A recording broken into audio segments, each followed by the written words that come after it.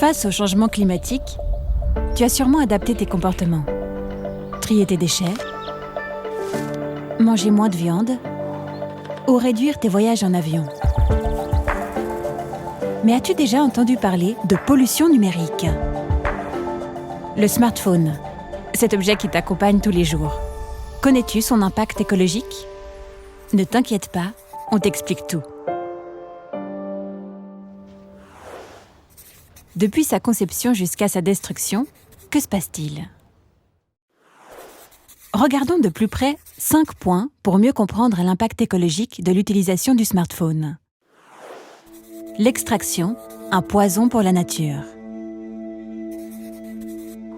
Le smartphone est composé de plusieurs dizaines de métaux différents. Pour extraire la plupart des métaux, les exploitants rasent des forêts et assèchent des lacs, ce qui provoque la fuite de beaucoup d'espèces d'animaux. L'extraction est un processus particulièrement difficile, qui nécessite l'utilisation de produits chimiques en très grande quantité. Ces produits sont déversés dans les cours d'eau, les rivières et les lacs. Les populations locales ne peuvent plus consommer l'eau et risquent même d'être intoxiquées. Les matières premières sont extraites par des enfants. Il y a encore des enfants qui travaillent dans des mines. Ils creusent des puits de plusieurs dizaines de mètres de profondeur qui s'effondrent facilement. Ils trient les résidus miniers sans masque, ni gants pour se protéger, ce qui les rend fréquemment malades. Ils peuvent même développer des maladies graves, voire mortelles. Les enfants transportent des charges qui sont très lourdes et travaillent jusqu'à 12 heures par jour. Le smartphone a fait plusieurs tours du monde.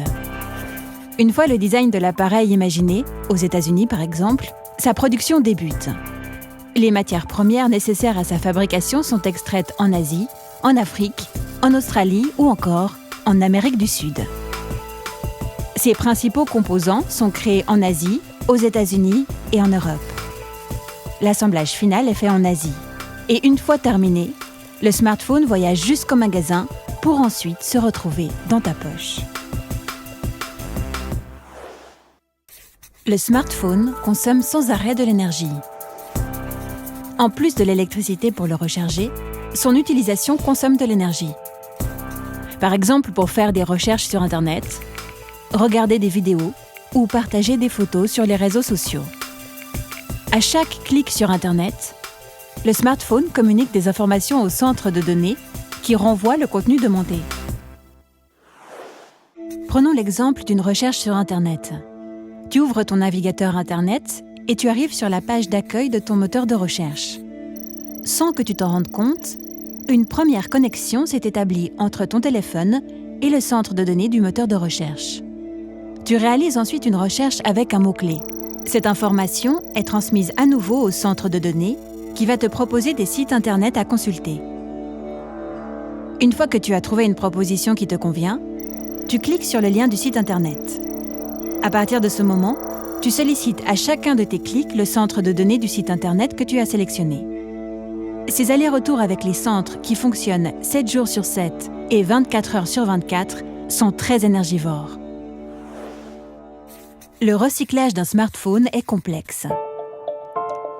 Le smartphone pourrait être recyclé, mais les dizaines de métaux qui le composent sont utilisés en très petite quantité. De plus, les composants miniaturisés du smartphone sont faits de métaux mélangés, ce qui rend son recyclage complexe et très cher, donc pas rentable. Si un smartphone ne finit pas oublié dans un tiroir, il termine bien souvent dans une décharge. En se désagrégeant, des métaux s'évacuent, infiltrent les sols et polluent l'eau qui sera consommée par les plantes, les animaux et les humains. Finalement, que faut-il retenir ? Le smartphone a un impact écologique. Sa fabrication, son utilisation et son recyclage, ou plutôt sa destruction, sont source de pollution. Bah voilà, maintenant tu sais tout.